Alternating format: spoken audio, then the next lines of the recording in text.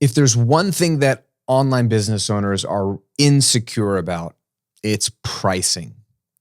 What should I price my products at? How do I know I have the right price? We doubt the price in the middle of a launch, even if we don't see some sales coming in or a certain number of sales coming in that we think would justify the price. There is a lot of insecurity at play when it comes to pricing. And there is a conversation I think we need to have. I've alluded to it before about something called price elasticity.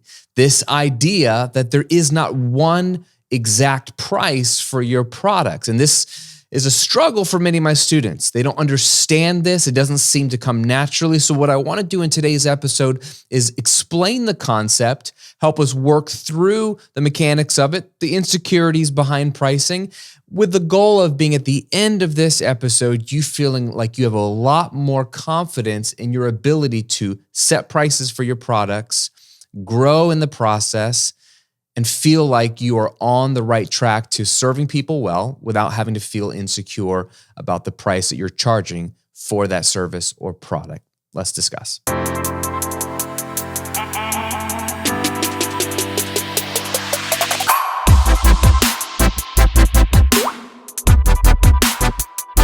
Welcome to episode 147 of The Graham Cochran Show, where I'm here to help you build your online business, work less, and live and give more.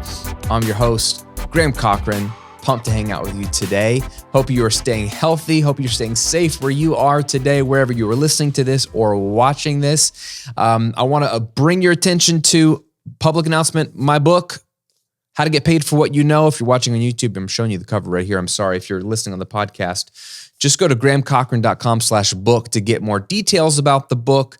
Find out about how you can pre-order your copy. You can pre-order it on Amazon, Barnes & Noble, Books A Million, wherever books are sold. You don't have to pre-order it through that site. That'll just link you to Amazon, honestly. But at grahamcochran.com/book, you're going to get more details on the book. The subtitle is Turning Your Knowledge, Passion, and Experience into an Online Income Stream in Your Spare Time. How awesome is that? This is the book that I wish existed when I got started in my online business 12 years ago. This is a very approachable, very easy to read, fun book that gives you a little bit of my story, but then walks you through the 6-step process to building an online business from scratch.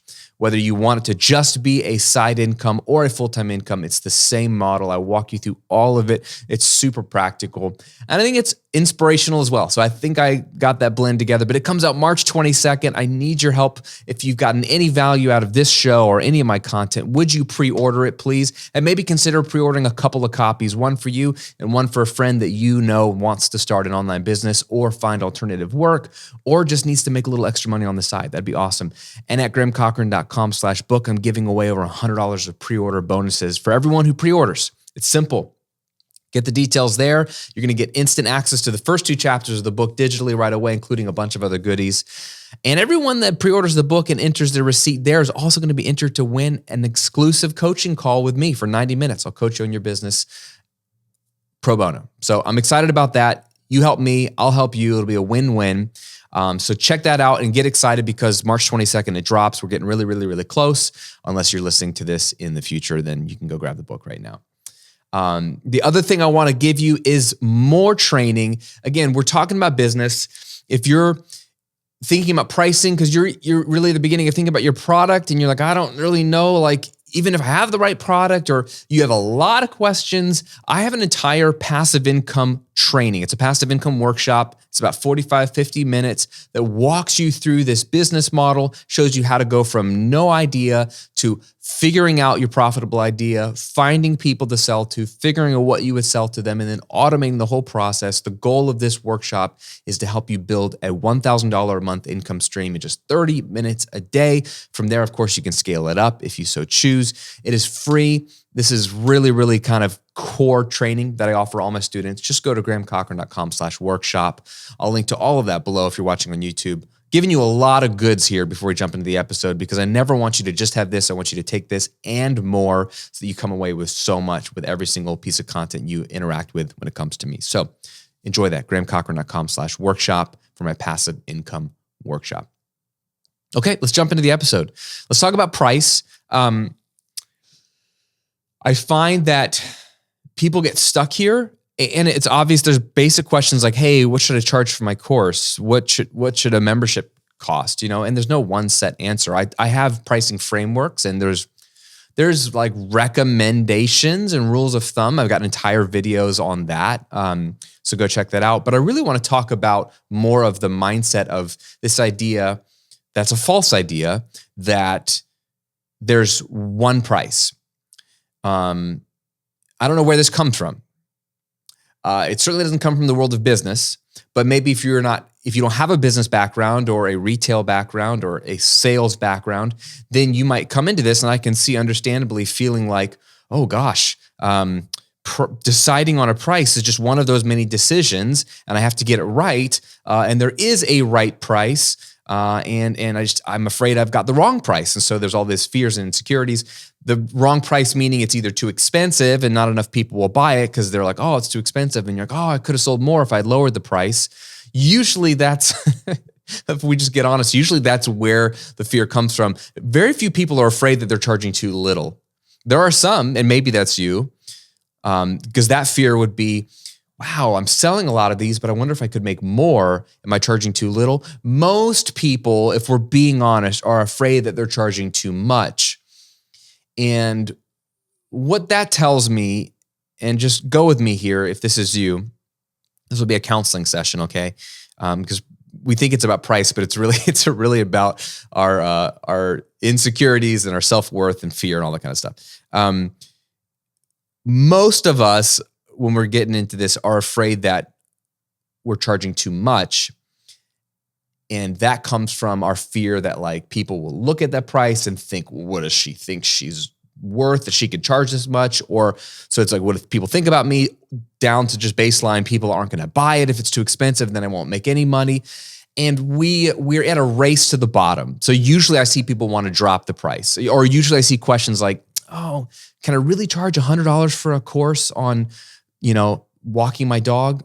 Yeah, you can charge way more than that. I mean, but for some reason, there's a price in your head for whatever it is you're selling that you feel is like a little too much, and makes you feel uncomfortable to ask for that amount of money. And so you would feel more comfortable if you charged less, asked less. And I don't know where that comes from. There could be a reality, and you need to ask yourself this question. We'll get into this concept of price elasticity. Don't worry, but I need to set this up. You need to ask yourself questions like, am I really insecure about the price? Or is that insecurity just an indication that the product kind of sucks? And I actually don't think it's worth anything. And then maybe it's a product problem and not a price problem. Some of you, it is a product problem. Some of you are peddling crap.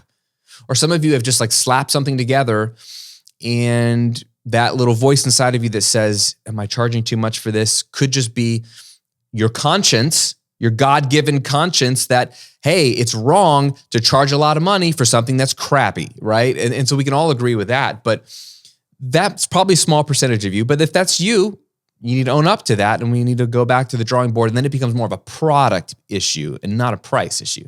Just go make a better product. We can all make a better product. That's fine. If your product, though, if you feel like this is really going to help people, and you know it's going to help people, or you know it has helped people, but you just don't feel like you're selling as many copies as you would like, or you feel like, yeah, I don't know, just the fear, just some fear about, did I get it wrong? Let me just address that for a second. Number one, you don't need to get the price right the first time. You don't. When you build a product, let's say it's your first course, you've built it, you're going off of some recommendations, you're kind of just guessing at what the right valuation on the product is. In reality, you should always charge less than the product is truly worth. You always want people to feel like they got more value than they paid for. And that's not hard to do.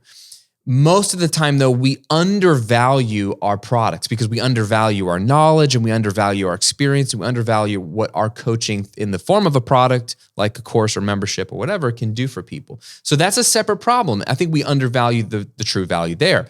But let's say, for example, let's not speak in generalities. Let's say, for example, you are a fitness instructor and you have an online course that's going to help people. It's like a 90-day program to lose weight, to burn fat, to build muscle, to just get overall healthier.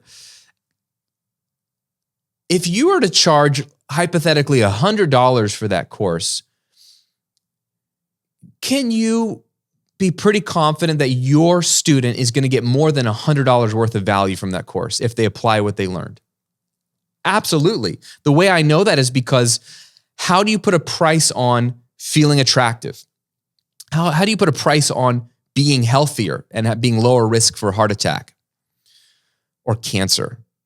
How do you put a price on confidence and feeling good about yourself? Like, it's way more than $100. I can tell you that. And we all can feel that. The feeling, the phrase is, I feel like $1 million, right? There's a reason why that's a phrase, because when you feel like you look good, when you feel healthy, like, you cannot put a price on that. So it's very easy to say, yeah, I'm charging $100 for this online course and it delivers more than $100 of value.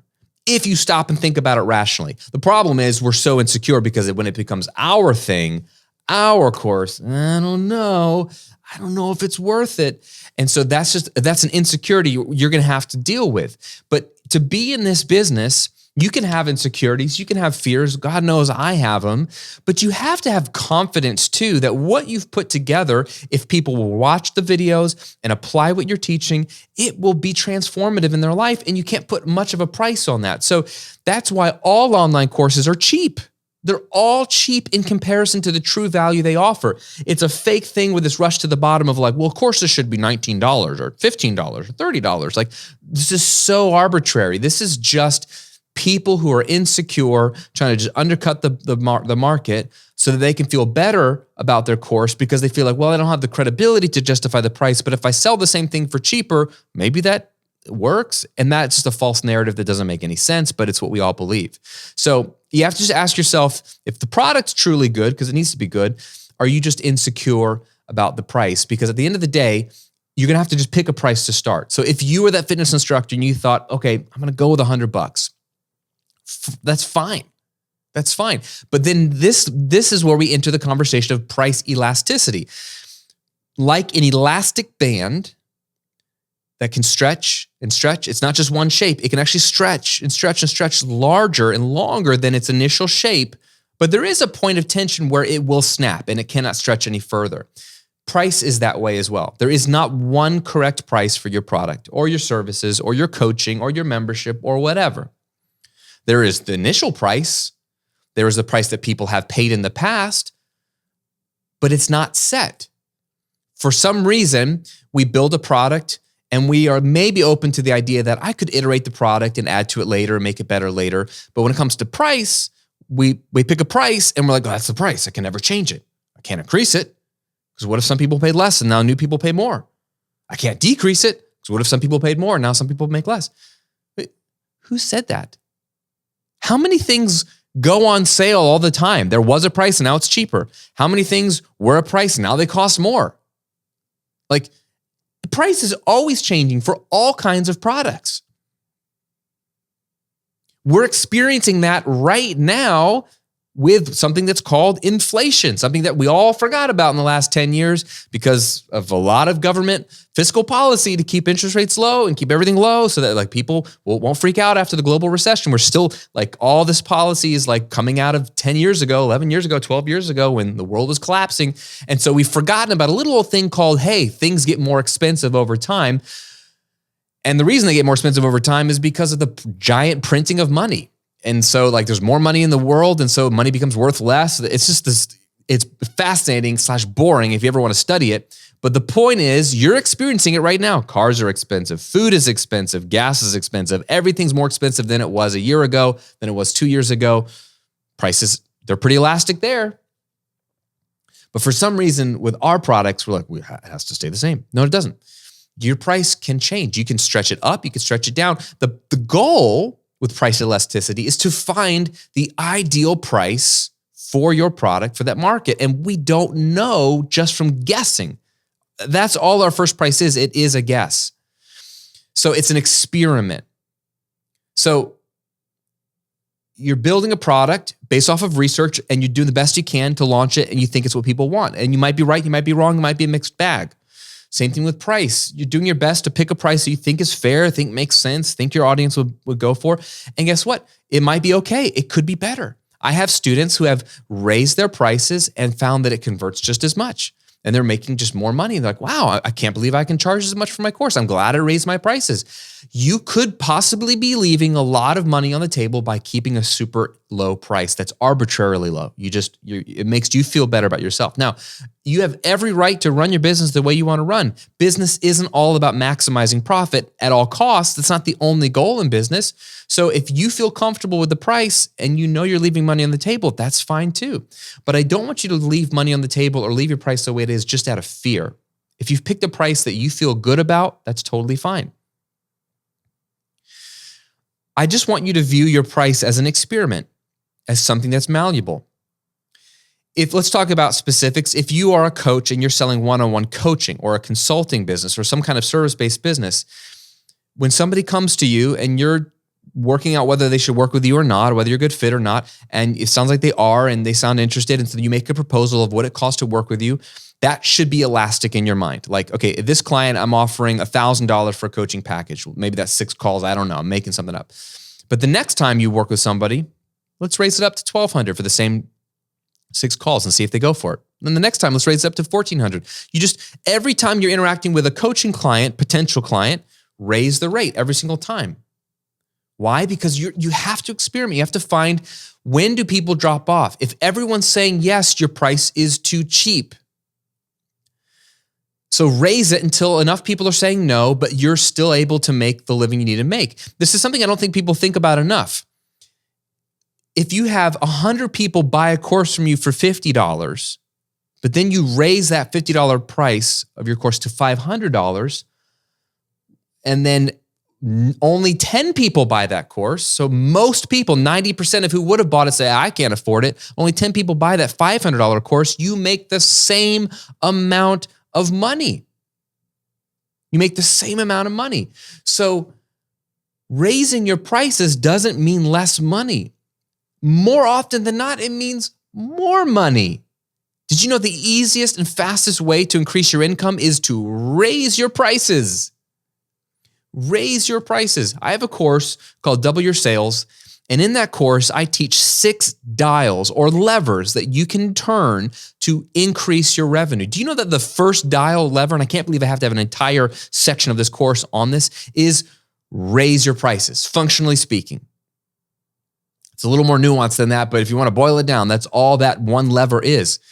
But I have to have an entire module of a course dedicated to this idea that forget sales copy, forget your launch strategy, forget how many emails you send or whether you have a countdown timer or not. If you're just charging too little, you're leaving money on the table. If you just raised your prices, you would make more money. Statistically, that's what's going to happen. Now, there is a possibility that you would make less, but that's a smaller possibility than the possibility of you making more. And you just won't know until you try, which is what the idea of price elasticity is.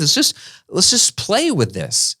I want you to separate your identity and what people think of you and however many customers you can convert from your pricing experiment. Your job is to take off the "what people think of me" hat, I'm a human hat, and put on the CEO hat. And the CEO's job is to maximize profits for the shareholder and hopefully lead a healthy company culture. Right now, we're talking about the maximizing profits part of the equation. So part of your job as a CEO of any company is to maximize profits to all the shareholders. If you're a company of one, like I'm a company of one, I am the only shareholder of my company. I own all the shares. It's not publicly traded, but I own 100% of the company. So my CEO hat has a responsibility to my employee hat and my owner hat to maximize the value of my company. How do I do that? Well, one way, not the only way, but one way is to experiment with pricing and find the right pricing for our products.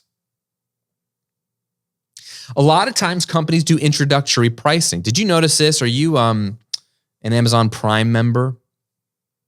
You remember back in the day when Amazon introduced Prime, which was this weird membership where they're like, hey, pay us every month. We're going to give you, every year is an annual subscription. We're going to give you free 2-day shipping on most things on Amazon. We're going to give you some streaming movies and TV shows, which at the time weren't very good, and some streaming music and maybe some other pros and benefits. At the time, they were charging $99 a year to be a Prime member. And I was like, well, giving them $100 for nothing seems dumb, but I buy enough off of Amazon that if I get free shipping and it's free 2-day shipping, I could easily earn that $99 back in a couple of orders. Plus, I can watch some cool movies for free maybe on Amazon Prime. And back then there wasn't much, but now there's a lot more. Do you know, if you're a Prime member, that they've raised the price on you? It was $119 and then it's like $129. I just saw an email that it's going up again this year. That goes up. Also, if you shop at Whole Foods and get delivery, praise the Lord that that's a thing that exists, by the way. Where was that when I was raising little kids?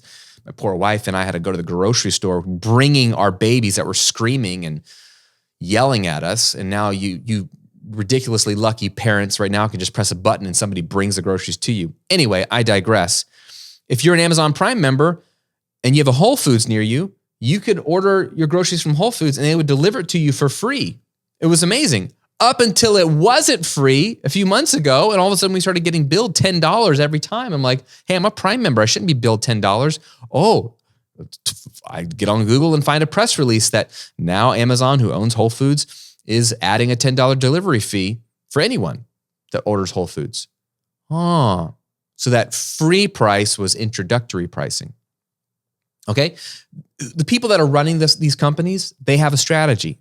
And in this case, it's like the water, the boiling water, the frog in the pot. Like, just ease you into it. You become addicted to the service. I'm not going to want to get rid of Prime. I'm not going to want to get rid of someone bringing me my Whole Foods delivered to my door. I'm so used to the convenience that I'm, all right, fine, I'll pay $10. Now, I'm not saying that's what you do, but my point is prices change. Everything is always in flux, and it's a CEO's job to find the right price. Sometimes prices go down. Sometimes they go down, and that's the right price. So there's no one trajectory. The point is to think about price differently. Don't think of it as a fixed thing. Think of it as a moving target, part of the equation. I had a course that when I launched it, I charged just under $2,000 for the course. And people paid for it. You know why? Because it's worth it. But I found some people who were on the payment plan struggled to make the last 3 payments out of 6 payments. And they're like, I just really can't afford it. And really what that meant is they shouldn't have bought it. They really could have afforded maybe a $1,000 course, but not a $2,000 course. And it really bugged me because the course was worth it, and the people that paid for it were happy to pay for it and got way more value out of it. But moving forward, I was like, the people that I really am trying to reach with this course don't have a lot of money. I still want them to invest in themselves. I don't want to give this thing away, but could I find a sweeter spot of a price that is more accessible, that will help them get in the door, see the value, get results, and then they can become an even more premium customer of mine in different ways, through my membership, through my mastermind, through something else, coaching.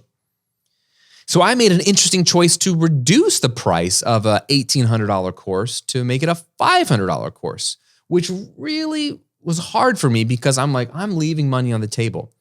But that was informed from different decisions. So I tried it out.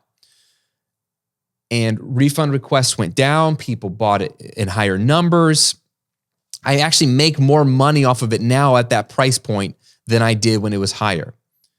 That's an anomaly to my experience. Usually I'm raising the price of my courses.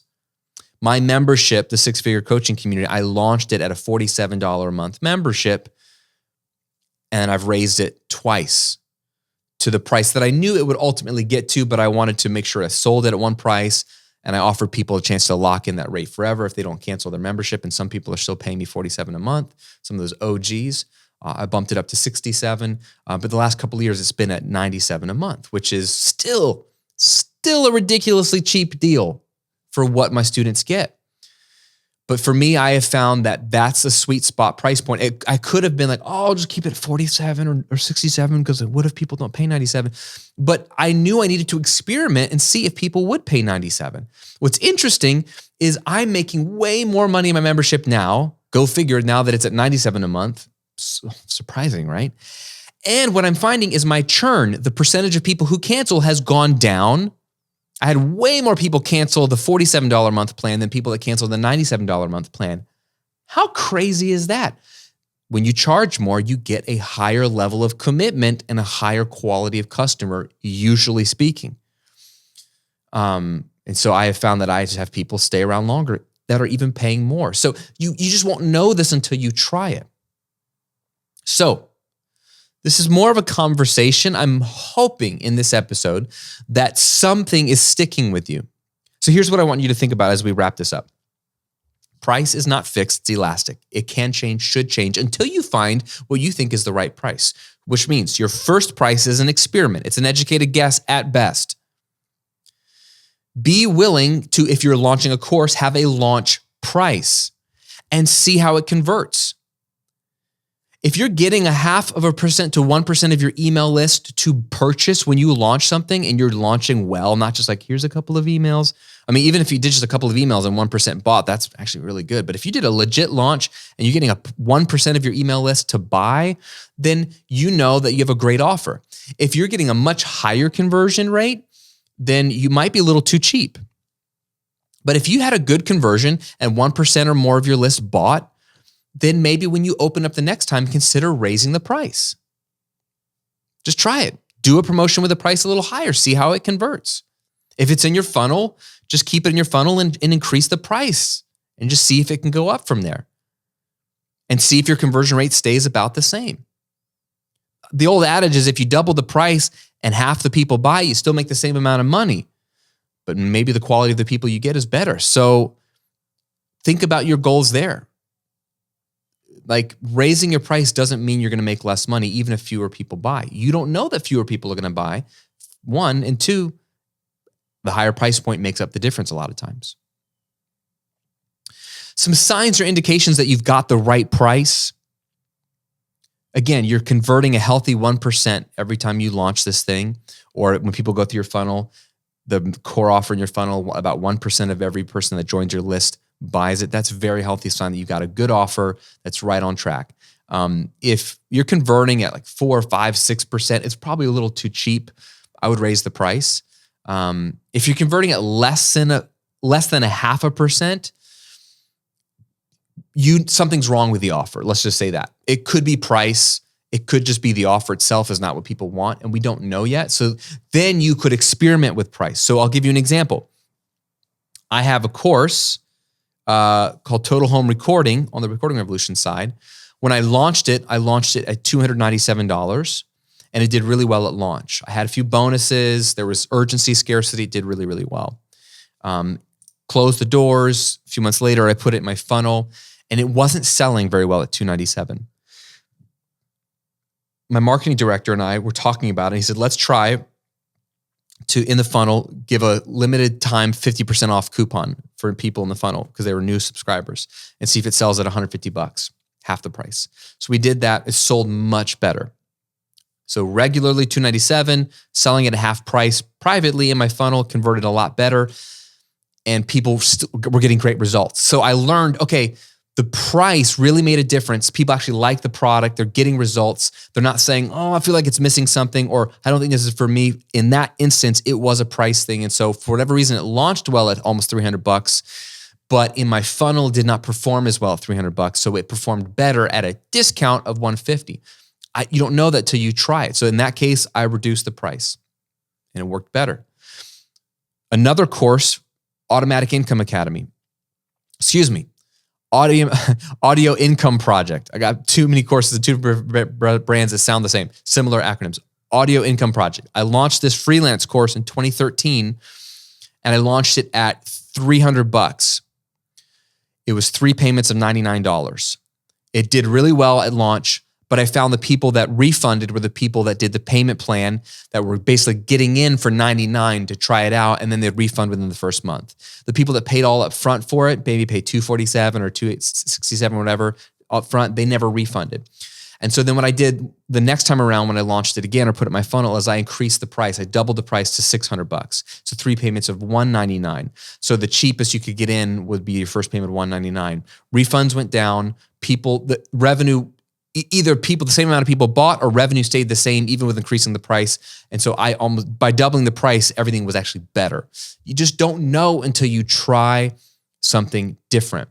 And I would rather you have data, empirical data, than just a guess of this is the price I launched at. I got to keep it that way. So when you've got the right price, because it's still converting well at 1%, people are getting great results.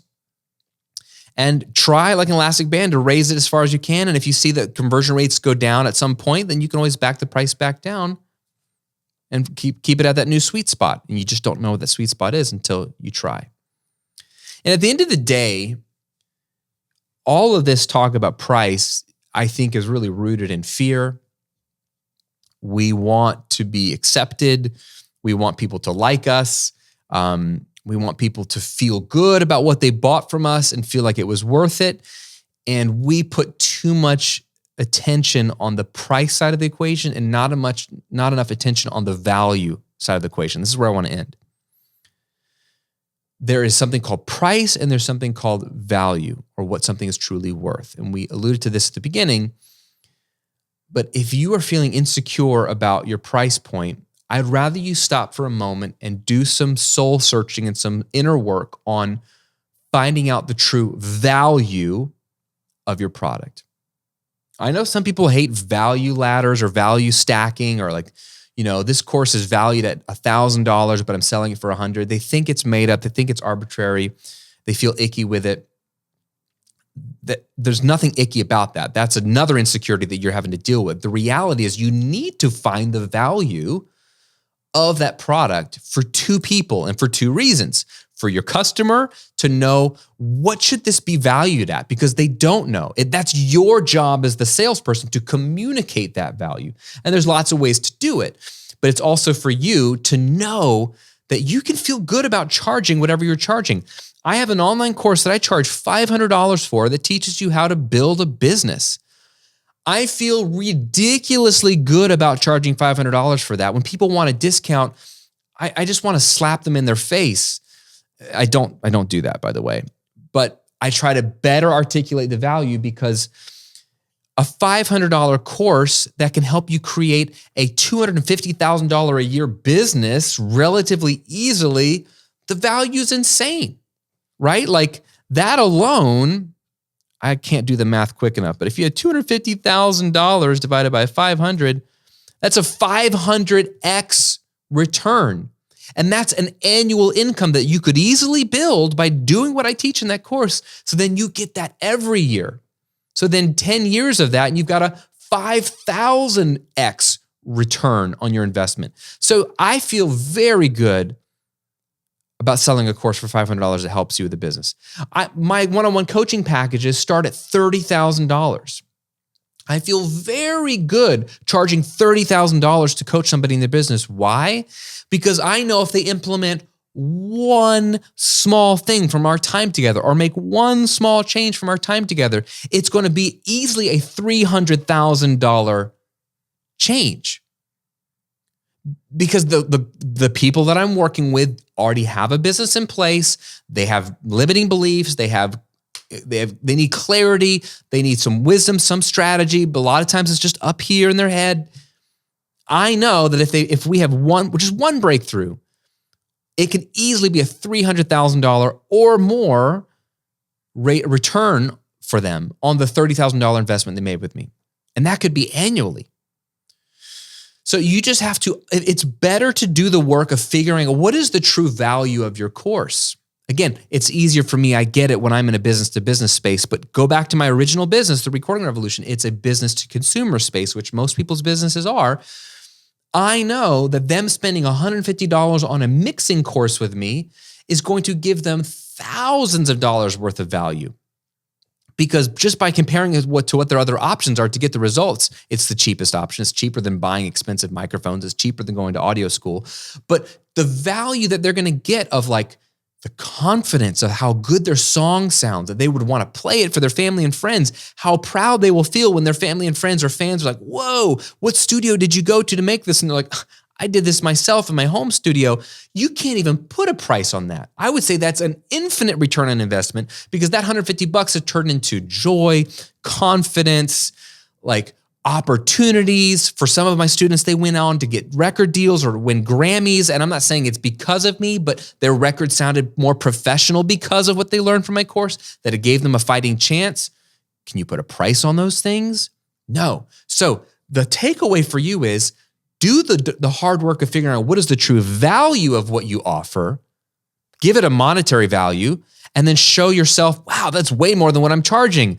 And then you can charge more and know that it's still more than what you're charging, and you'll feel good because whatever you're charging is infinitely less than the value they're receiving, and that's the difference between price and value.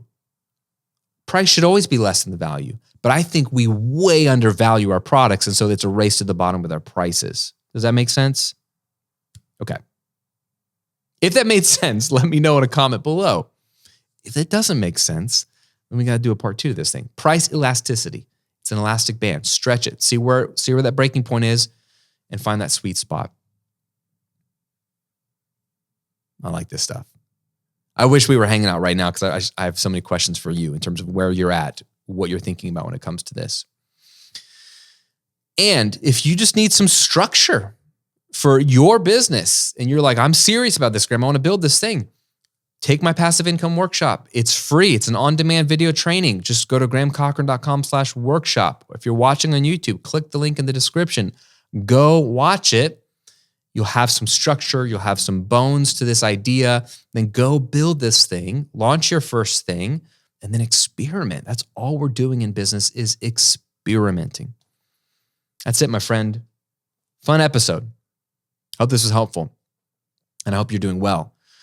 I cannot wait to see you on another episode real soon. We got a lot of big stuff coming. Please consider checking out my book, How to Get Paid for What You Know, anywhere books are sold. Pre-order now. Support me. It would mean a ton.